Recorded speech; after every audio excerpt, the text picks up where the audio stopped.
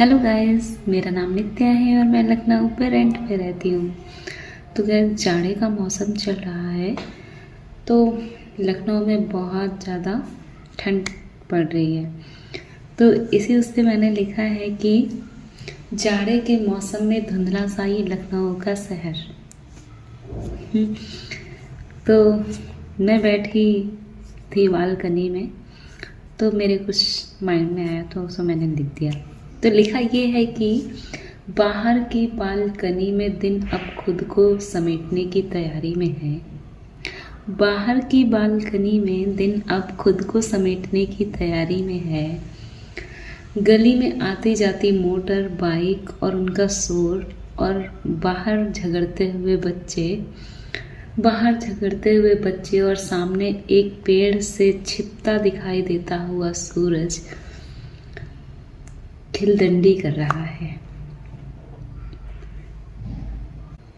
तो शायद ये बात करने का प्रस्ताव है, पर काम बहुत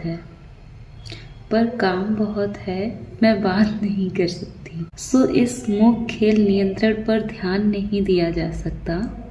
दिन का उजाला तो किताबों को खा रहा है। मैं अपने लिखने में व्यस्त हूँ, पर काम बहुत है। सो इस मूक खेल नियंत्रण पर ध्यान नहीं दिया जा सकता। दिन का उजाला तो किताबों को खा रहा है। कमाल ही है, सब काम हो जाने के बाद मेरी आंखें फिर फोन की स्क्रीन पर लौट आती हैं। कोई कॉल, कोई टेक्स्ट नहीं आता है।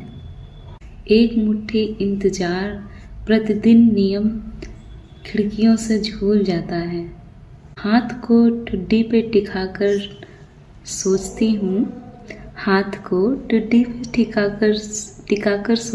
हूँ। प्रेम और प्रतीक्षा तो शायद पक्की सहेलियां होंगी। ये दोनों हाथ पकड़े ही टहलती हैं। प्रेमी की अनुपस्थिति में किया गया प्रेम का अलग ही आनंद है। मुझे लगता है हम किसी के प्रेम में उतना ही डूबे हैं जितना कि वो अपनी अनुपस्थिति में हमारे पास बचा रह गया, वह ही हमारा है।